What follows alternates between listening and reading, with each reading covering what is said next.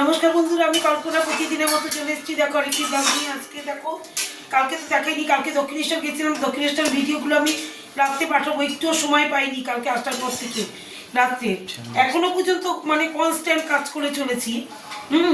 এবার দেখো কতগুলো কই মাছ কেটে আজকে আমি রান্না করছি। এই দেখো, এখানে ডাল ডাল করছি, পাতলা করে মুসুর ডাল, পেঁয়াজ সম্পাদে, পেঁয়াজ, কালো জিরা, শুকনো লঙ্কা আর তেজপাতা সম্বাদ দিয়ে পাতলা করে মুসুর ডাল। আর এখানে করছি এই যে মাছের ঝোল, আলু দিয়ে পাতলা করে মাছের ঝোল করবো। এই দেখো মাছগুলো ভেজে রেখেছি। এখানে কই মাছ, এত বড় বড় কই মাছ তো মশলা ঢোকে না বলে অর্ধেক করে নিয়েছি। এই দেখো, হ্যাঁ, এই যে কই মাছ আজকে। আর এখানে ভাত আছে, এখানে কালকের ভাত। বাবু বাবু এখন বেরোবে, বাবু এটা খেয়ে ভাত এখনো রান্না করিনি। কই মাছ কাটতে কাটতে ফ্রিজে কই মাছ রেখেছি, কাটতে কাটতে সময় বেরিয়ে গেছে।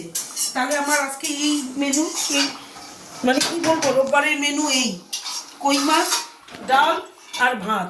আজকে আর কিচ্ছু করতে পারবো না।